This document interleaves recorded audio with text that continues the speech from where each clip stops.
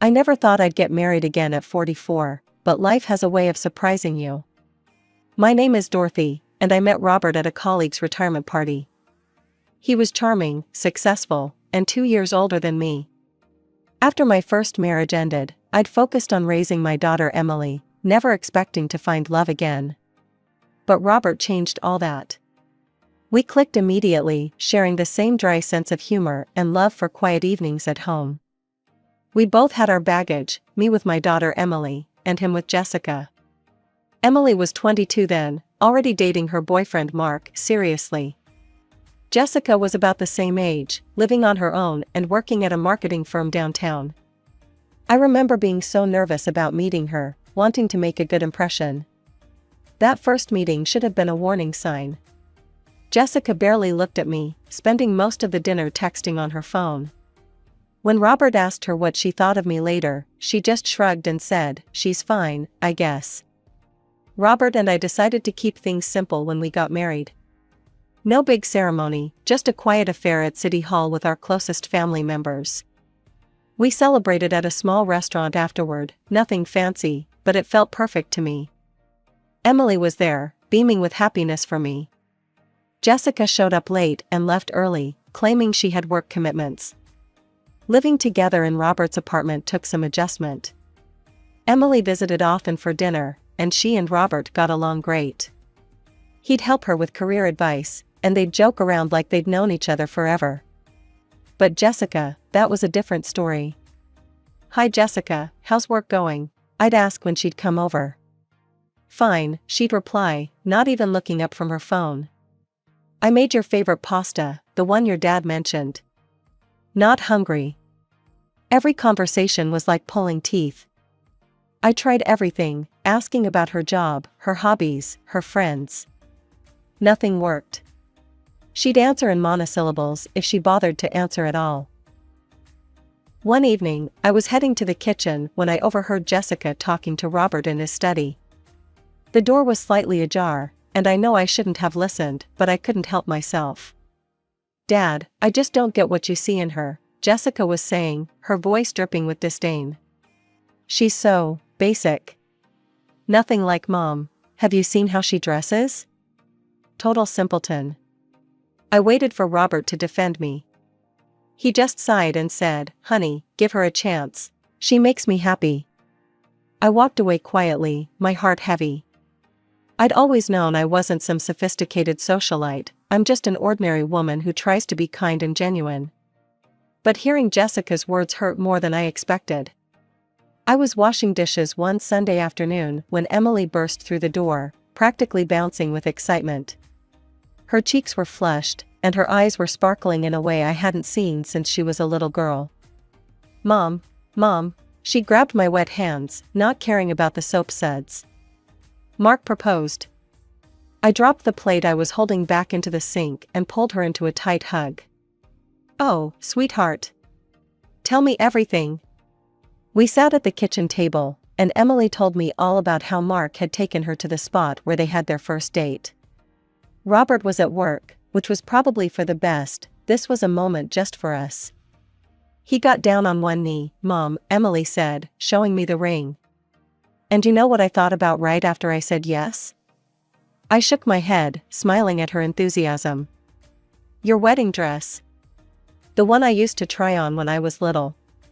Remember how you'd let me parade around in it, even though it was practically swallowing me whole?" My heart swelled. I'd kept that dress carefully preserved for 25 years, hoping for exactly this moment. "I still have it, sweetie. It's in perfect condition." Emily's eyes widened. "Really? You'd let me wear it?" "Of course. I've been saving it for you all these years. Come on, let's go look at it right now."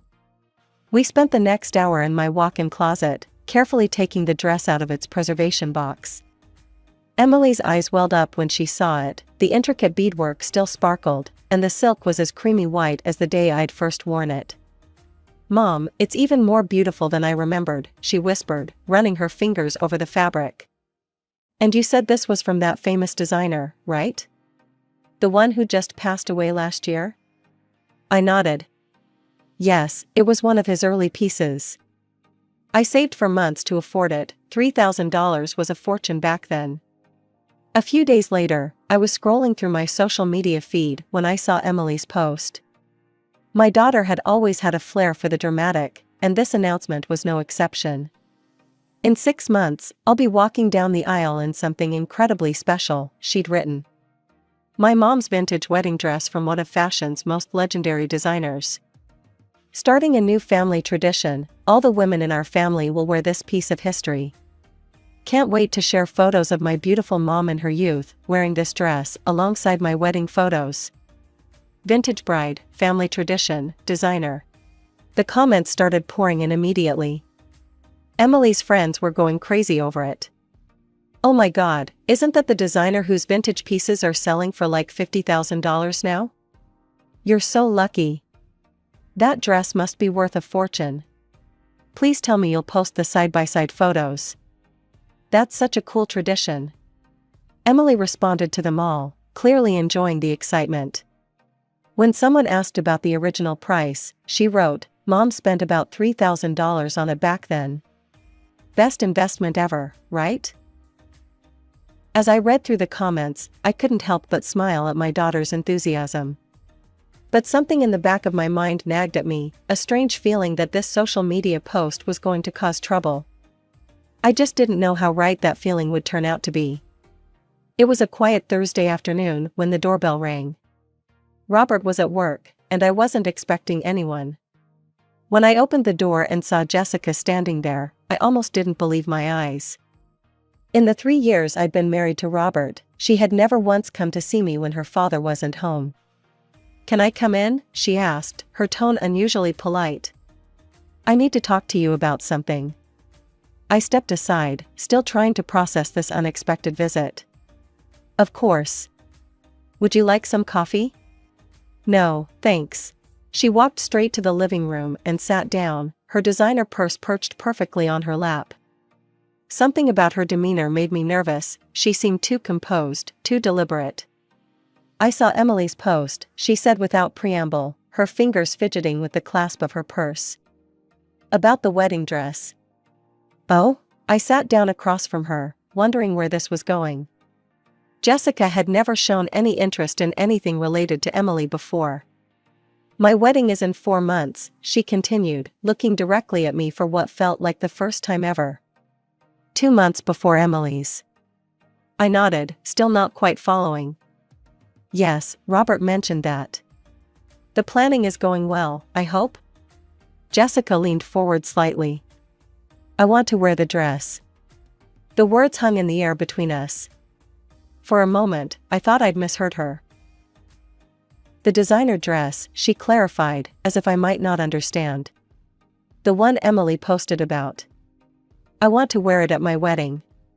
My mouth opened and closed a few times before I found my voice. "Jessica, I don't think that would be appropriate. That dress has been promised to Emily since she was a little girl." "But I'm getting married first," she pressed, her voice taking on an edge I knew too well. "And I'm your stepdaughter now. Shouldn't that mean something?" I took a deep breath, trying to gather my thoughts. "Jessica, Emily has been dreaming about wearing this dress since she was tiny. She used to put it on and twirl around in it when it was practically dragging on the floor behind her. It's been our special thing for over 2 decades. So reschedule her wedding," Jessica said, as if it was the most obvious solution in the world. "Let me wear it first, then she can have it." I shook my head slowly. That's not how this works.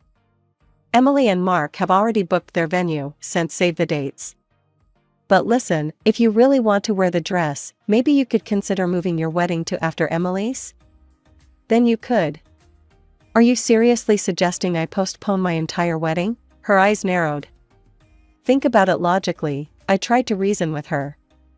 You're getting married first. If you wear the dress, everyone will see it in your wedding photos, all over social media. You and Emily share so many mutual friends, they'll all see both weddings. Emily would be devastated to walk down the aisle in a dress that's already been splashed all over Instagram from your wedding. Can you understand how that would make her feel? Jessica's face turned red, and she jumped to her feet so quickly that her designer purse fell to the floor. "You're just a selfish, greedy witch," she screamed, her composure completely shattered. "You've never wanted me to be part of this family.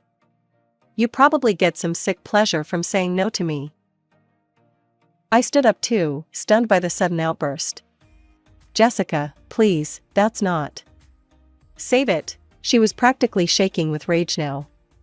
"You're just a gold digger who married my dad, and now you won't even do one nice thing for his real daughter. You're nothing but a mean, stingy, pathetic woman who thinks she's so special because she has some old designer dress." Tears were streaming down her face as she grabbed her purse from the floor. Her mascara was running, leaving black streaks down her cheeks. "Jessica, please sit down. Let's talk about this rationally." "Rational? You want rational?" She was screaming so loud now that I was sure the neighbors could hear. "How's this for rational? I hate you. I've always hated you, and now I know I was right about you all along." She stormed out of the apartment, slamming the door so hard that the pictures rattled on the walls. I sank back onto the couch, my hands shaking. In 3 years of dealing with Jessica's cold shoulder, I'd never seen her lose control like that. I spent the next few hours in a daze, replaying the conversation in my head, wondering if I could have handled it differently. When I heard Robert's key in the lock that evening, my stomach clenched. I knew what was coming. He didn't even take off his coat. "What the hell did you do to my daughter?" "Robert, please let me explain." "Explain what?" He threw his briefcase on the chair. "How you made my little girl cry. How you couldn't do one simple thing for her."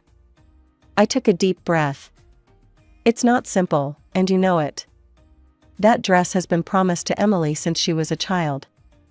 It's been our special thing for 25 years. Jessica is your family now too." Robert's voice rose. "Or at least she's supposed to be. She's my daughter, Dorothy." "My daughter? And you treat her like she's nothing? That's not fair." I felt tears pricking at my eyes. "I've tried so hard with Jessica. For 3 years, I've tried. But this isn't about accepting her, this is about a promise I made to my daughter long before I even met you." "It's just a dress," Robert shouted. "One day. That's all she's asking for." "It's not just a dress," I was shouting now too. "It's a symbol of everything I promised my daughter. It's about her childhood dreams, about the tradition we planned together. How can you not see that? All I see is my wife refusing to do something nice for my daughter. Something that would make her happy on the most important day of her life. And what about Emily? What about her happiness? Does that matter to you at all?" Robert's face hardened. "Emily isn't my daughter." Those 4 words hung in the air between us like poison. We stared at each other across the living room, both breathing hard, both realizing we'd crossed a line we couldn't easily come back from. The silence in our apartment was deafening for the next few days. Robert slept in the guest room, and we performed an awkward dance of avoiding each other, taking turns in the kitchen, waiting until the other person left a room before entering. The weight of unspoken words hung heavy between us.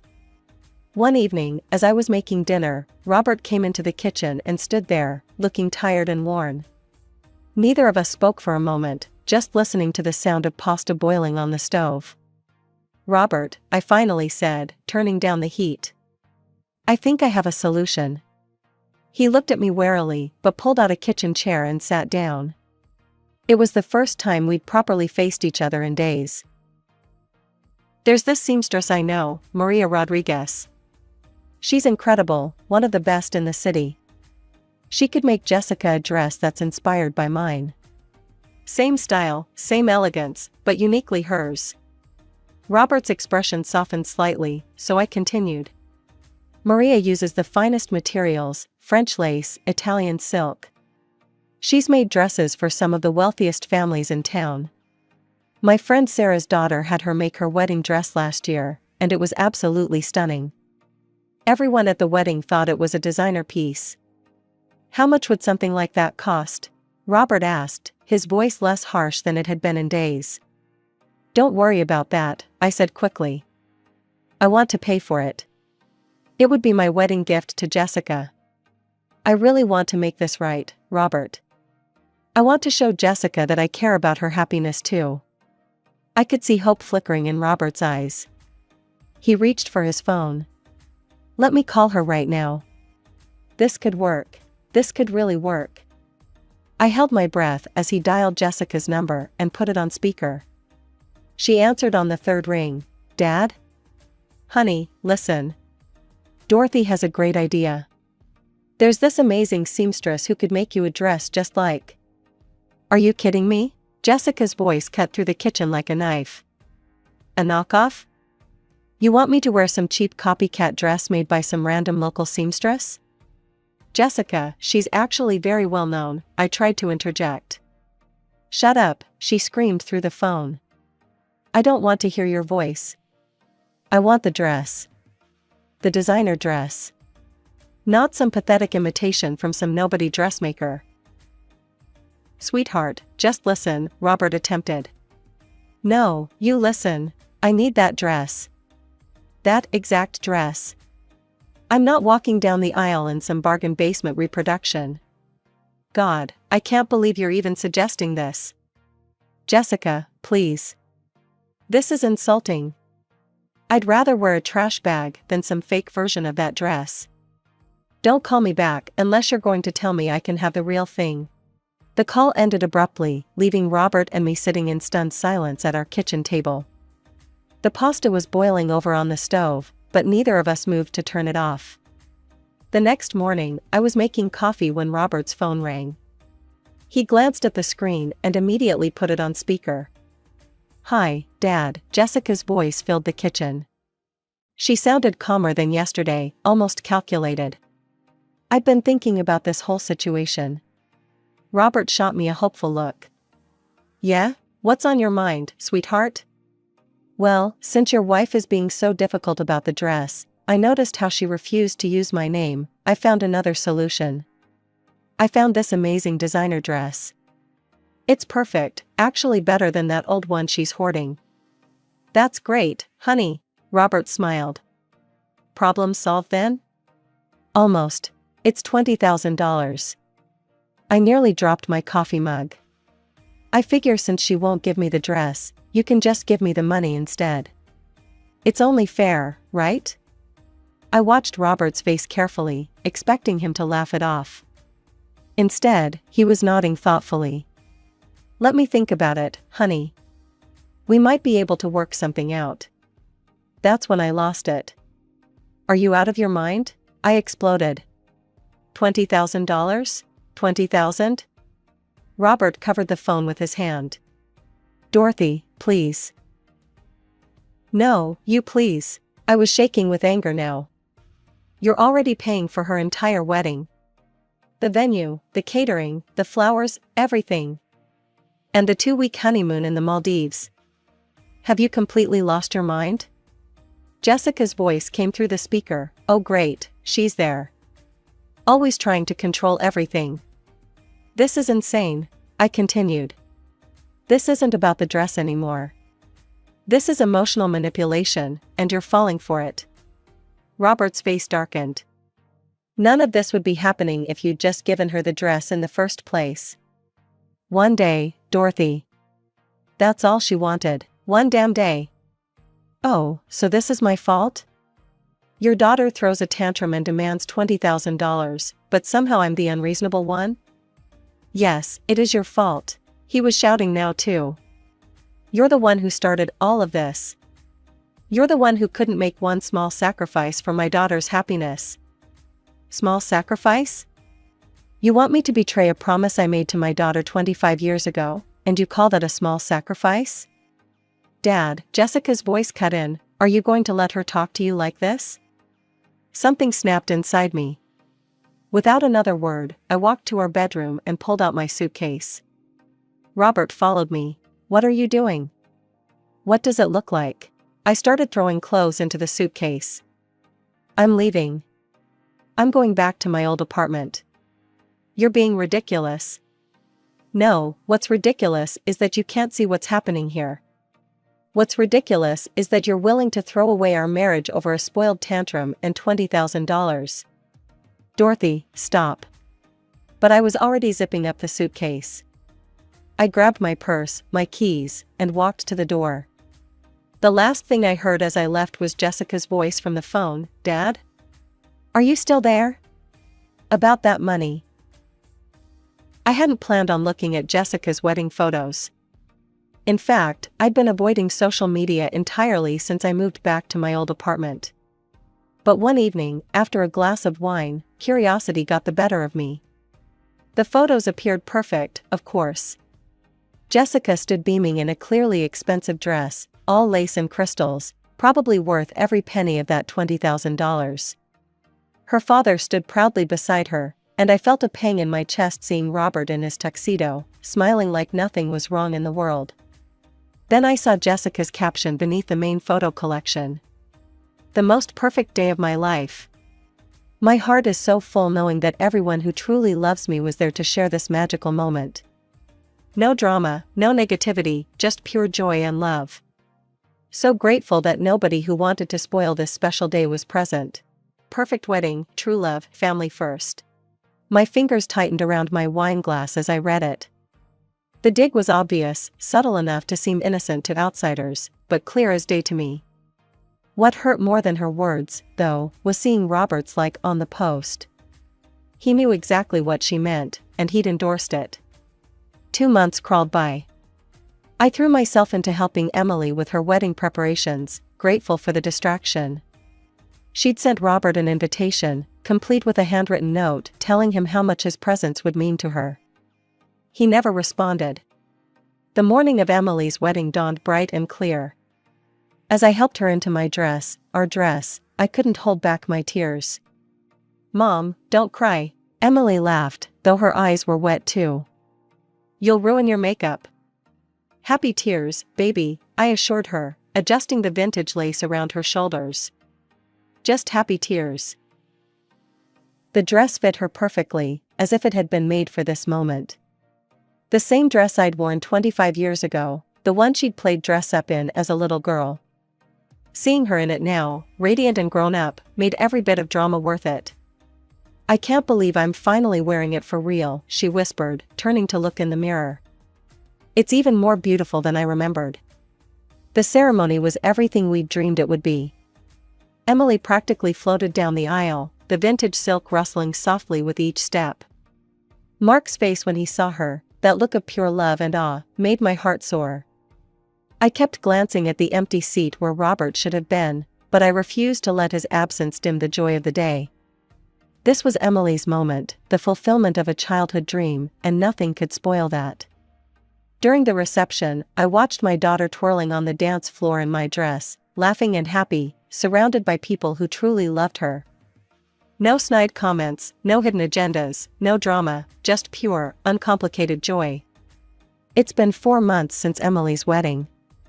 The seasons have changed, leaves have fallen, and my old apartment feels both familiar and strange. Sometimes I wake up reaching for Robert's side of the bed, only to remember he isn't there. Hasn't been there for months now.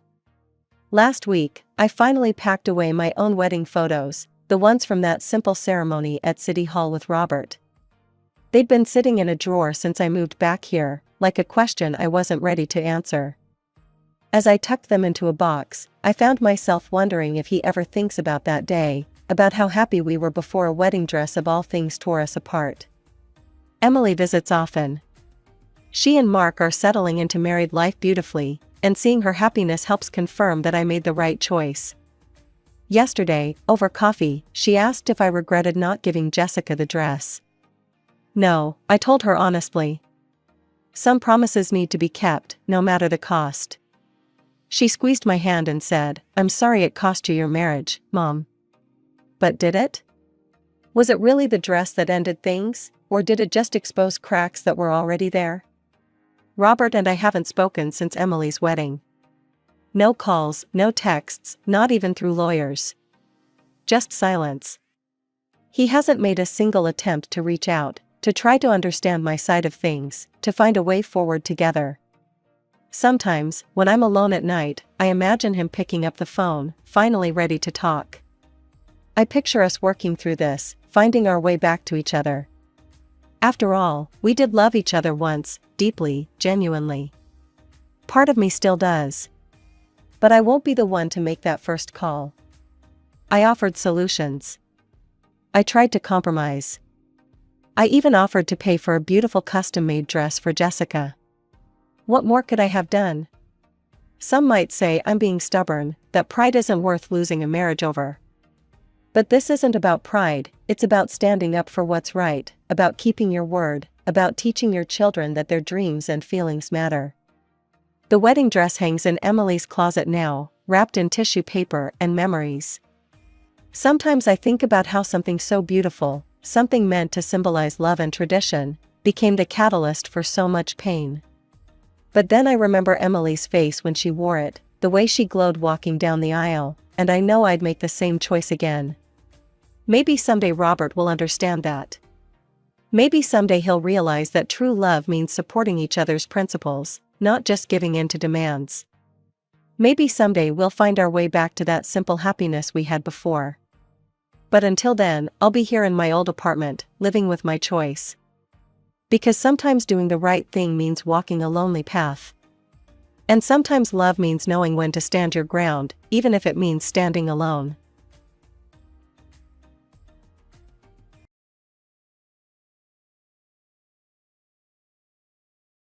Hi, I'm Jessica.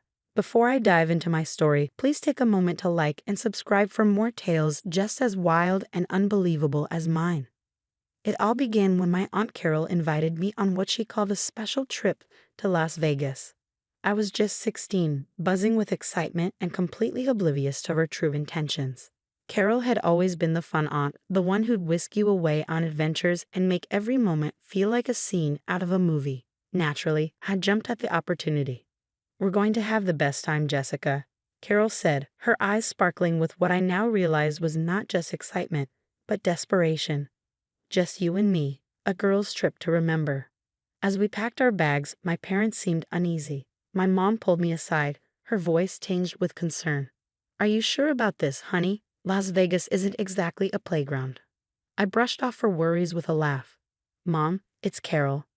We're just going to see some shows, shop a little. What could possibly go wrong?" My dad chimed in, trying to mask his apprehension with a smile. "Just keep your phone on, Jessica, and call us every day, okay?" Nodding, I hugged them, filled with naive anticipation. Carol watched this exchange with a tight smile, her mind clearly miles away from parental warnings. The day we left, Carol was more animated than usual. As we drove to the airport, she kept talking about all the fun we'd have, the places she wanted to show me, and the amazing food we eat. I was completely caught up in her enthusiasm, missing the strained undertones in her voice.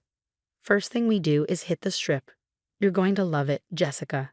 The lights, the people, it's another world." Sitting in the passenger seat, I nodded, my thoughts already wandering to the busy streets of Las Vegas. But beneath all the excitement, I couldn't shake the slight anxiety my parents' words had planted in my heart. Little did I know, their instincts were right to worry. That night at our hotel, I noticed Carol was on the phone a lot, whispering in corners and quickly hanging up whenever I approached. Curiosity finally got the better of me, and I asked her about it during dinner. "Who keeps calling, Aunt Carol?" She waved my question away with a nervous laugh.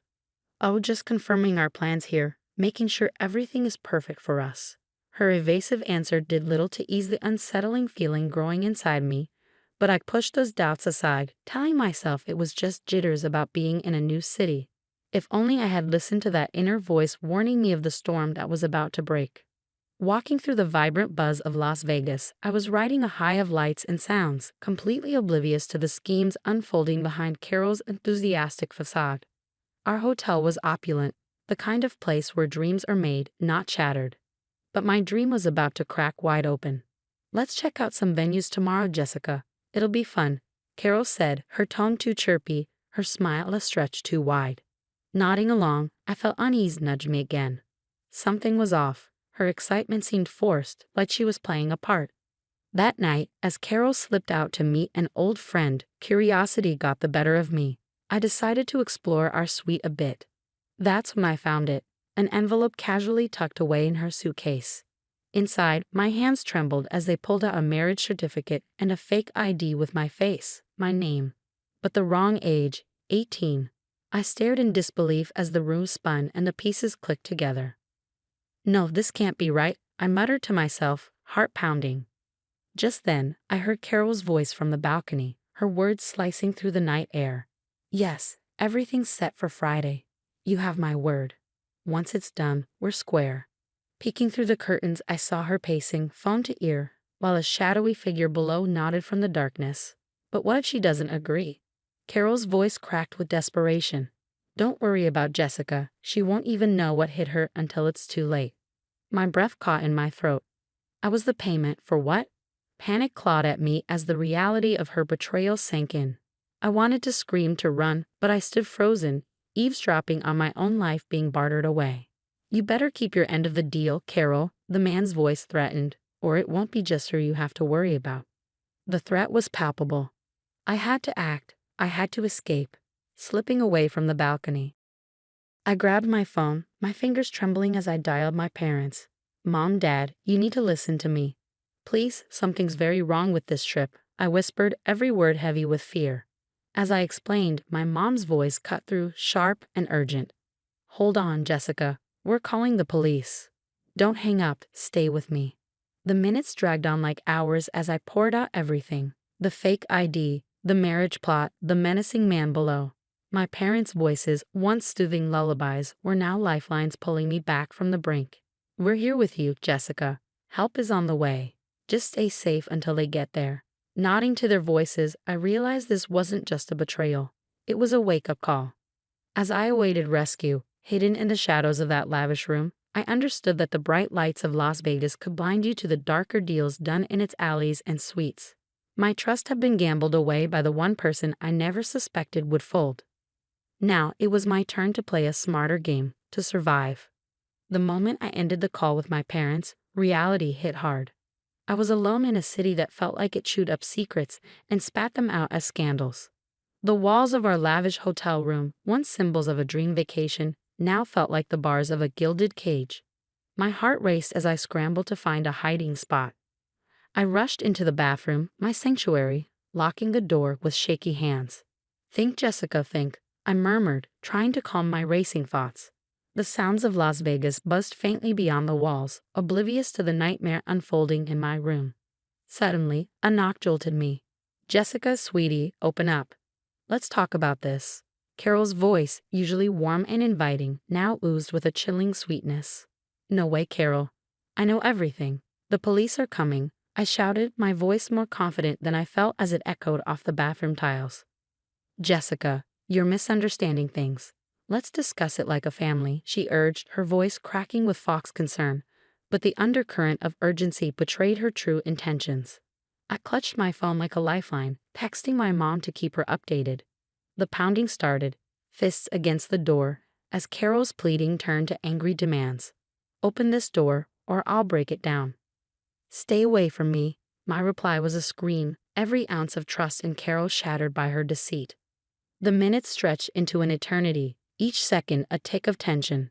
Then, the distant sound of sirens gave me a sliver of hope. They grew louder, the wail of justice on its approach. The door shook under an onslaught of force as Carol and her accomplices tried to break through. You're ruining everything, Jessica. Carol's voice was now shrill with panic. Just hold on, sweetheart, the police are almost there. My dad's voice buzzed through the phone, a beacon in the chaos. Suddenly, the world outside the bathroom exploded into noise and activity, shouts, heavy footsteps, and the clear commands of law enforcement cutting through the frenzy. Las Vegas police. Everyone step away from the door. The relief that washed over me was palpable. I barely managed to whisper a thank you, sliding down against the door as the locks clicked open from the outside. The sight of the officers was like the sunrise after the longest, darkest night. We've got you, miss. You're safe now, one of the officers assured me as they handcuffed Carol and her cohorts. Their scheme was foiled, their faces masks of disbelief and defeat. As I stepped out of that bathroom, the hotel suite felt less like a cage and more like a battleground where I claimed victory. But it was a victory that left a bitter taste. the price of trust too high to ever gamble on blindly again. Back home, the familiarity of my room couldn't wash away the shadow that the incident in Las Vegas had cast over my life. My parents and I sat in a living room, a silent understanding passing between us. They were wrapped in their own cloak of guilt, having trusted Carol without question. "You did everything right, Jessica," my mom said, breaking the silence. Her voice trembled, reflecting the mix of relief and remorse that had taken residence in our home. "I know, Mom, but why didn't we see the signs?" My question hung in the air, heavy with the weight of betrayal. "We thought we knew her," my dad added quietly. "We were blinded by family ties. It's on us too, not just you." This admission didn't erase the events, but it started a slow process of healing. Recognizing the need for professional help, I began therapy. Each session delved deeper into the maze of my emotions, untangling the knots of fear and betrayal. In therapy, I learned to voice my feelings, a practice I took beyond the therapist's office. I reached out to local schools, sharing my story to caution others about the dangers lurking behind familiar faces and exciting offers. Remember, trust is something to be earned, not freely given, especially when something feels off. I told a room full of high school students, my voice steady though my hands still betrayed a slight tremor. After one such session, a girl approached me, her eyes holding a familiar confusion and fear. "How did you know something was wrong?" she asked, her voice barely a whisper. The signs were subtle, but they were there. "You have to listen to your gut feeling," I explained, hoping to empower her with awareness and the courage to question. These talks became my therapy too, transforming my pain into purpose. But it was during a community forum that the real weight of my experience hit home. A local journalist had come to cover the event, and his questions forced me to face the full extent of Carol's deception. "How do you feel about your aunt now?" he asked, his recorder in hand. Anger and sadness warred within me as I answered, betrayed but stronger. "She taught me that not all dangers come from strangers. Sometimes they're closer to home." His article painted a vivid picture of my ordeal, sparking conversations across the community about trust and vigilance. It wasn't just my battle anymore, it was a communal wake-up call. As I continued speaking out, I felt the shards of my shattered trust slowly forming a new resilient armor. No longer a victim, I was becoming an advocate, a voice for those who hadn't yet found theirs. The pain of the past was forging a path to a more vigilant, empowered future, not just for me, but for anyone who heard my story. 2 years have passed since the harrowing events in Las Vegas, but they've not faded into quiet memories. Instead, they fueled a fierce determination within me. Now, as a recognized advocate against human trafficking, I've channeled my trauma into a crusade for change, fighting tirelessly for laws that protect minors from exploitation. Today, under the bright banners proclaiming Voices for Change, I stand at the center of a bustling community event, a tangible manifestation of my efforts and dreams. Around me, faces familiar and new reflect a spectrum of support and solidarity. "I never imagined we'd be here when this all started," my dad remarks, his voice thick with pride as he surveys the crowd. "We're making a difference. That's what matters," I respond, scanning the crowd for the volunteers handing out educational pamphlets and guiding attendees to various workshops. At the heart of the event, a panel discussion is about to begin. I step up to the podium, the hum of conversations fading as all eyes turn to me. "Thank you, everyone, for being here today." I begin, my voice clear and confident. 2 years ago, I was almost forced into a marriage by someone I trusted. That betrayal turned my world upside down, but it also opened my eyes to the silent cries of others trapped in similar, if not worse, situations. A murmur of acknowledgement ripples through the crowd. I continue, "This isn't just my fight, it's our fight. Today, we stand together not just to share stories, but to shape laws to ensure no minor has to face what I did." The audience's response is a blend of applause and cheers, a collective voice of agreement and encouragement. As the event winds down, the setting sun casts a warm glow over us. The laughter and conversations around me, the community united for a cause, reaffirm my path. This journey, worn from the darkest of trials, now shines as a beacon of hope. It's not just my resilience that's been forged, but a collective resolve, proving that even without legal retribution, the power of community support and advocacy is a profound, transformative justice. As our story comes to a close, I have a question for you all. Do you think family should always be trusted, or is it sometimes necessary to question even those closest to us to protect ourselves? Share your thoughts in the comments below. If you found this story compelling, please like this video and subscribe to our channel for more discussions like this. Your support helps us bring more stories and conversations to light.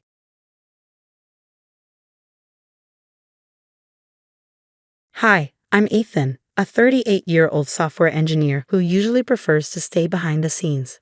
But tonight, that changes. Before I dive into the story, don't forget to like and subscribe for more tales like this one. Now let's get started. Walking into the high school gymnasium, festooned with balloons and banners declaring Class of 03 reunion, felt like stepping onto an alien planet.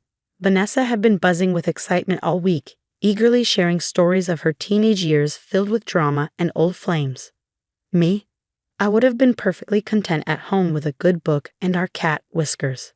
As we approached the registration desk, Vanessa squeezed my hand, a warning of the bombshell she was about to drop. With a grin that didn't quite reach her eyes, she leaned towards the name tag table and chirped, "This is Ethan, my personal assistant. He's here to help out tonight." The committee member raised an eyebrow but handed me a name tag that read, "Ethan, personal assistant." I pinned it to my chest, a silent protest against the role I was being forced to play. "Why didn't you introduce me as your husband?" I whispered as we moved toward the crowd. "Oh, Ethan, you know how these things go. Just play along. It'll make the night more fun," Vanessa replied, her attention already scanning the room for familiar faces. The evening dragged on with Vanessa flitting from group to group, laughter trailing in her wake. I stationed myself by the punch bowl, fulfilling my assigned duties, fetching drinks and snapping photos when called upon. Each click of the camera felt like a small surrender to the charade. At one point, Vanessa waved me over to a particularly loud cluster of alumni. "Babe, can you get us a couple of drinks? This is Mark, my old friend from the drama club." "Mark, Ethan here makes the best cocktails," she said, her voice tinged with a high, flirty giggle that grated on my nerves. Mark looked me over, his smile polite but puzzled. "Nice to meet you, Ethan. Heard you're the go-to guy tonight, huh?" As I handed them their drinks, Vanessa laughed again. "He's the best assistant I could ask for." Retreating to the sidelines, I pulled out my phone and pretended to check emails, a mask of productivity as my mind raced, not with codes and algorithms, but with the unsettling realization of how little I knew about the woman I had married. "Is this really your life now, Ethan?" A voice interrupted my thoughts. Turning, I found myself face to face with Jessica, another former classmate of Vanessa's, who seemed more interested in a genuine conversation than in reminiscing about high school pranks.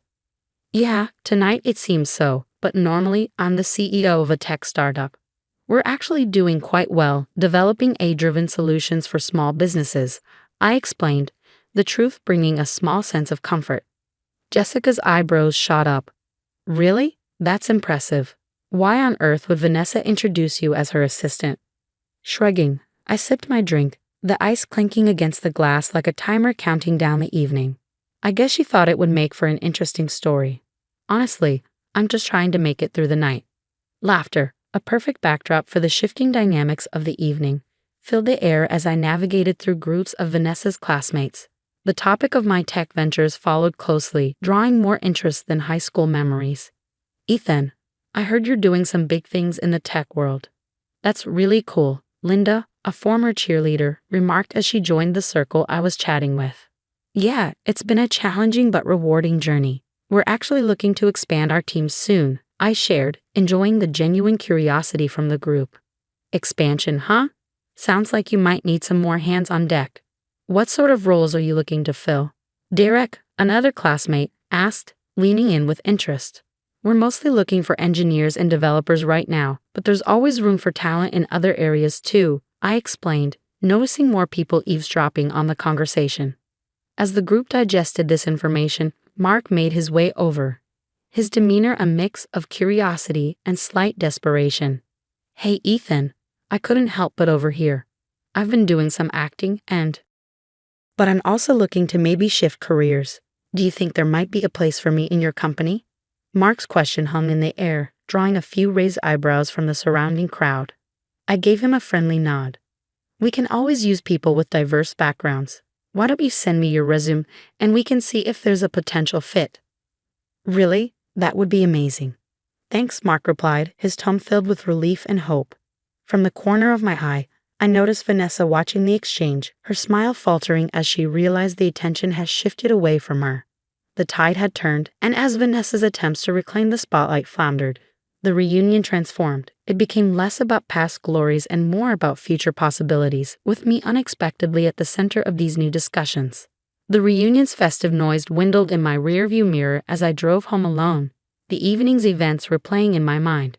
The quiet of the next few weeks offered a stark contrast, giving me ample time to reflect on where Vanessa and I stood. One evening, as we sat across from each other at our dining room table, Vanessa nervously stirring her tea, I decided it was time to address the elephant in the room. Vanessa, we need to talk about the reunion. I started, my voice calm but firm. She looked up, her eyes meeting mine briefly before darting away. I know, Ethan. I'm really sorry. I didn't mean for things to go like that. It was supposed to be a joke. A joke? I echoed, disbelief evident in my tone. For the entire night, you introduced me as your personal assistant. You made me feel humiliated in front of people I didn't even know. I know what was wrong, Vanessa replied quickly, her voice rising slightly in her urgency to mend things. I just got caught up in the moment.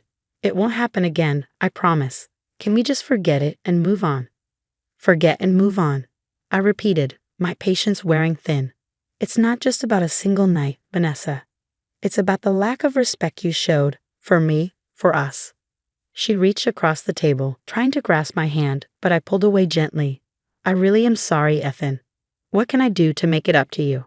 I sighed, looking at her, really looking, and seeing the lack of genuine understanding in her gaze. It's not about doing something to make up for it. It's about the respect we're supposed to have for each other. I felt like I didn't matter to you, like I was just there to boost your image. Vanessa's face fell, and she withdrew her hand, wrapping it around her cup. I didn't realize it was that serious to you. I thought you'd brush it off like you do with most things. That's the problem, Vanessa. I shouldn't have to brush off being disrespected by my own wife. The conversation lingered in the air, heavy and uncomfortable. Vanessa seemed to struggle with what to say next, her earlier facade of easy apologies crumbling under the weight of genuine scrutiny. I don't know what else to say, Ethan. I'm sorry doesn't seem enough, but it's all I have right now. I nodded slowly, the decision solidifying in my heart with her every word. Maybe it's not enough this time, Vanessa. We sat in silence, the distance between us more profound than the length of the table. As the days turned into weeks, it became clear that the reunion was not just a night of pretenses, but a revelation of truths long ignored. Early one morning, as the soft light filtered through the blinds of my office, I signed the last of the divorce papers with a steady hand. The prenuptial agreement, once a mere formality at the start of our marriage, now served as my safeguard, ensuring that my life's work remained untouched. The weight of the decision settled in, not as a burden, but as a release. Later that week, at a small cafe downtown, I found myself across from Vanessa for one of the last times. She looked hopeful, a stark contrast to the finality of the documents in my briefcase. Ethan, isn't there any way we can work this out?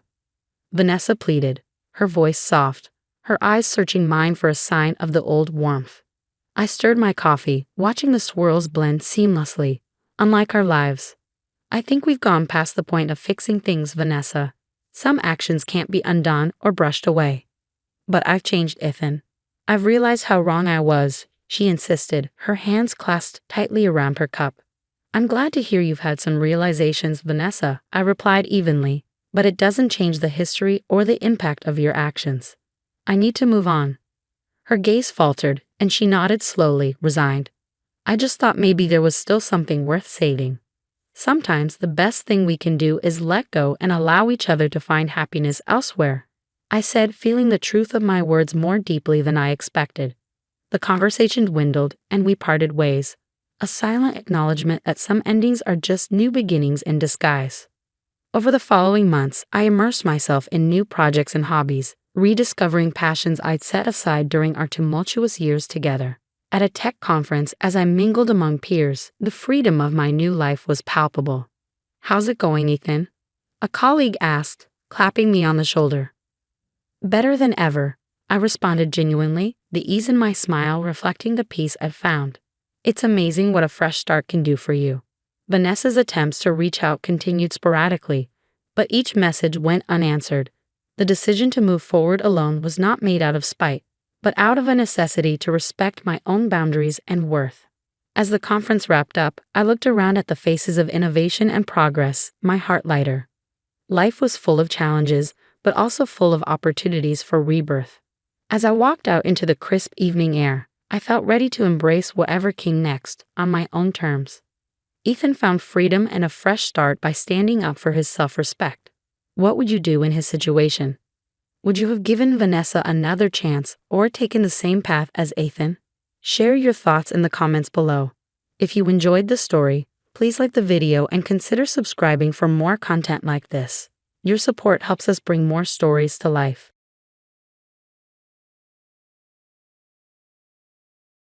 Hey there, I'm Jenna. Before I dive into my story, don't forget to hit like and subscribe for more tales like this one. I had just turned 32 when I decided to buy my first house. A charming little place with a cozy backyard, perfect for my 2 dogs. This purchase was more than just a financial investment. It was my declaration of independence, my way of showing that I was finally in control of my own life. The day of the housewarming arrived, filled with a mix of excitement and nerves. I planned every detail meticulously, wanting this celebration to be a perfect blend of fun and formality, a true milestone. My parents were at the top of the guest list, the only family I had invited, given the complicated dynamics that extending further would have brought. As guests started arriving, the afternoon buzzed with laughter and chatter. I was in the middle of showing my college friend Lisa the renovations I had planned when the doorbell rang again. Expecting a neighbor or a late arriving friend, I opened the door with a smile. Standing there in the doorway were my mom, Carson, and his daughter, Vanessa.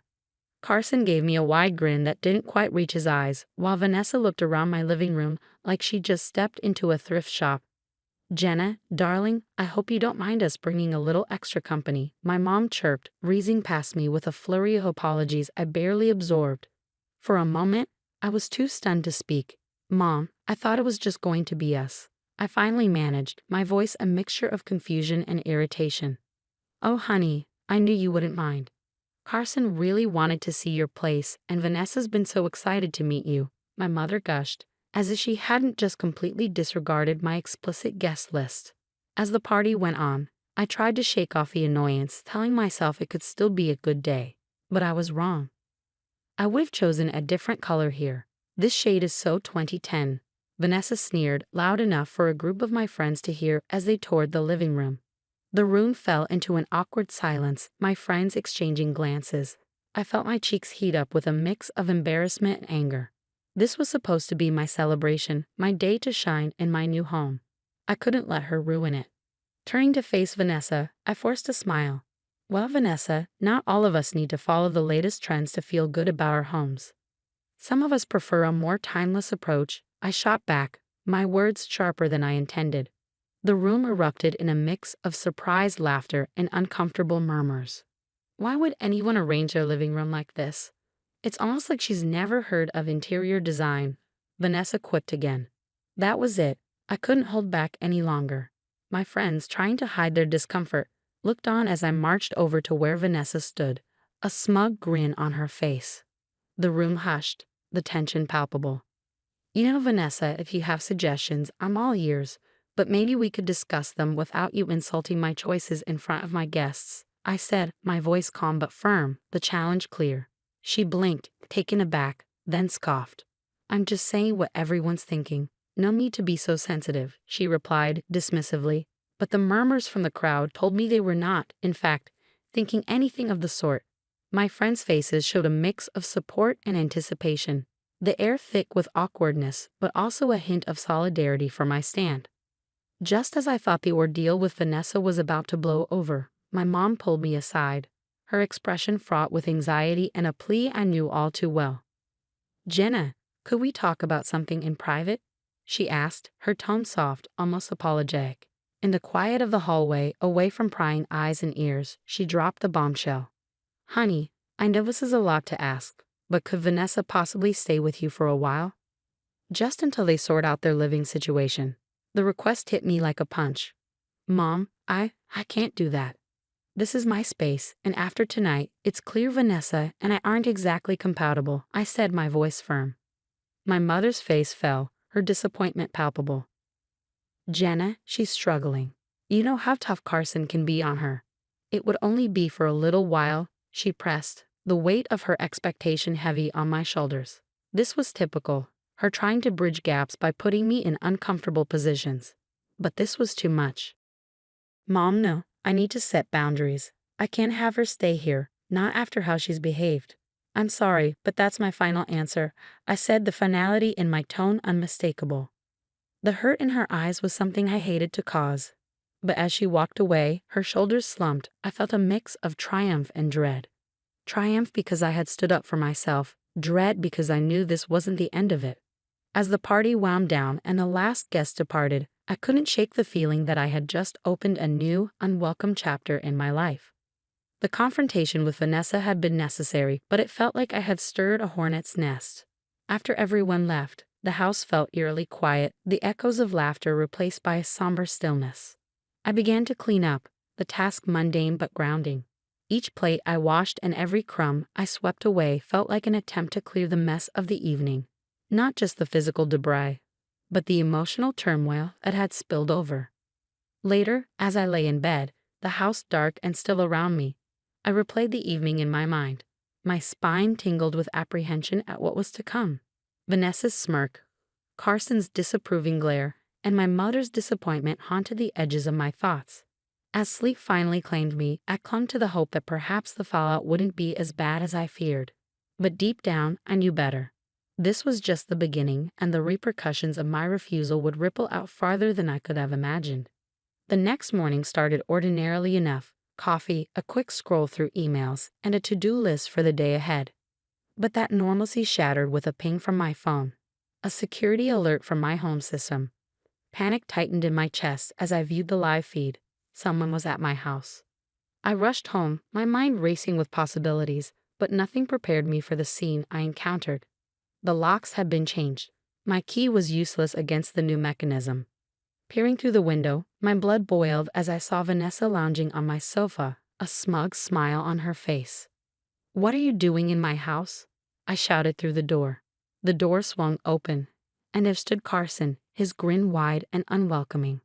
"Oh, Jenna, we thought we'd take you up on that offer to stay after all," he sneered, his voice dripping with mock sympathy. "There was no offer, Carson. Get out of my house now," I demanded, my voice sharp with anger. Carson leaned against the doorway, his posture relaxed, a stark contrast to the tightening grip of fury in my voice. "Now, Jenna, let's not be hasty. You wouldn't want to upset your mother, would you?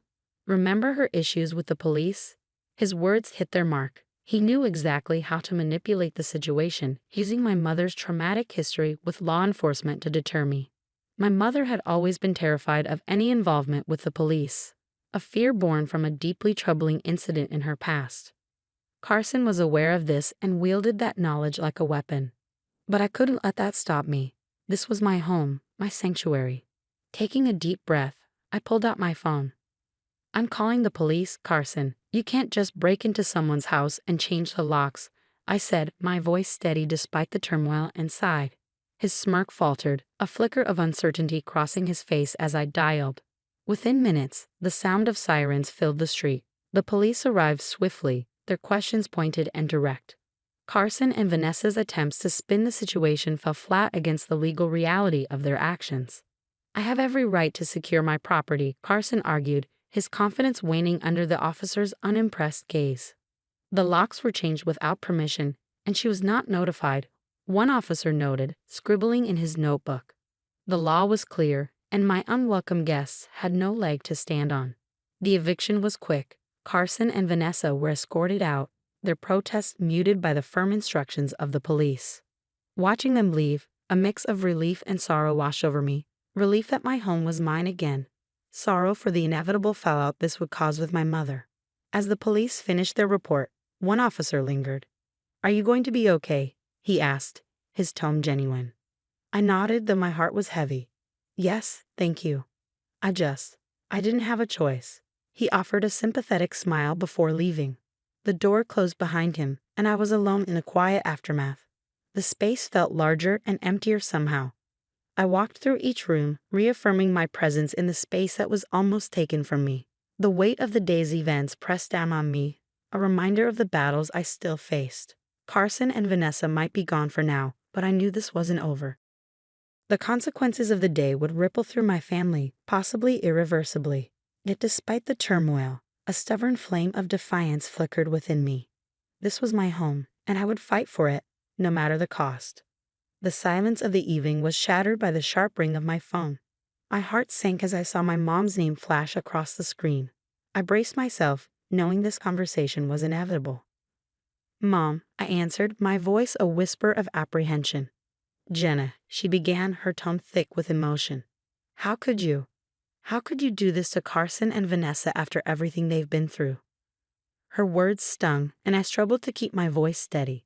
"Mom, they broke into my house. They changed my locks. What was I supposed to do? Just let them take over my home." "You could have handled it differently, Jenna. You know how I feel about the police," she said, her voice trembling with a mixture of anger and disappointment. "Mom, I didn't have any other choice. They left me no choice," I said, the frustration evident in my tone. "This is my home, and I had to protect it." There was a heavy pause on the line, the weight of her next words hanging between us. "I can't believe this. I thought you understood, Jenna. I thought you cared more about your family." "I do care, Mom, but shouldn't my safety and my rights matter too? Why is it always about what I can do for others and not about what's right for me?" The questions tumbled out, fueled by years of suppressed feelings. "You just don't get it, do you?" Her voice broke, laden with a mix of anger and sorrow. "I can't support this. I can't be part of this." My throat tightened. "What are you saying?" I asked, dreading the answer. "I think it's better if we don't talk for a while. I need to think about all this." With those final words, she ended the call, leaving a silence that felt like a void. The phone slipped from my grasp, clattering to the floor. My mother, my lifelong anchor, had cast me adrift over this. I sank onto the couch, feeling the fabric of the cushions that no comfort could soften. Looking out the window, the night seemed endless. The contours of my home, usually so comforting, now felt alien, reshaped by the day's events. Thoughts of family, loyalty, manipulation, and the personal costs of standing up for oneself swirled through my mind. Was there a different way I could have handled things? A path that wouldn't have led to this rift? As the night drew on, I wrestled with these thoughts. Manipulation wasn't just about coercing someone. It was about making them feel guilty for standing firm. Carson had used my mother's fears against me, and now my mother was unwittingly doing the same with her disappointment. By dawn, a resolve settled over me. Protecting my emotional and psychological space was as vital as defending my physical one. The rift with my mother was painful but necessary for my growth. Standing there in the quiet morning, I knew the battle for my home was over, but the journey to reclaim my life had just begun. As the days turned into weeks, the initial sting of my mother's words dulled into a persistent ache, a constant reminder of the price of my newfound autonomy. The silence from her end was deafening, yet with each passing day, I found pieces of myself that I hadn't realized were lost in a fray of familial obligations. My home, once a battleground of invasion and conflict, slowly transformed back into the sanctuary I had envisioned. I repainted the living room, erasing the last traces of Vanessa's scornful marks. With each stroke of the brush, new locks, stronger and more secure, clicked reassuringly under my fingers, symbolizing the barriers I was learning to set. In the solitude of my reclaimed space, I discovered a resilience I had never given myself credit for.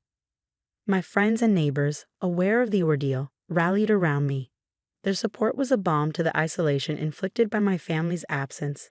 Dinners, movie nights, and long walks with those who chose to stay by my side filled my days, reminding me that family isn't just about blood. It's also about who stands with you when the ground falls away.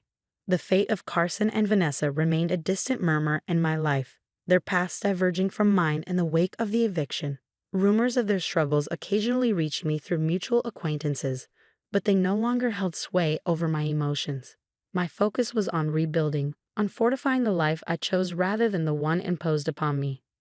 One crisp morning, as I stood in my garden planting seeds that would one day bloom into vibrant flowers, I realized that this was what true independence felt like. Not the absence of conflict, but the presence of peace in its aftermath. The estrangement from my mother was a deep scar, one that might never fully heal, but it was also a testament to the lengths I would go to protect my peace. The journey to self-empowerment is often a solitary one, fraught with tough decisions and painful reckonings. Yet, as I looked around at the home I fought to protect, I knew it was all worth it. Here, in my own space, I was free to live life on my terms, surrounded by those who respected and supported my boundaries. This wasn't just a house, it was my declaration of independence, my claim to a life unscripted by others. Now that our story has come to an end, what would you have done if you were in Jenna's shoes? Would you prioritize family peace or personal boundaries?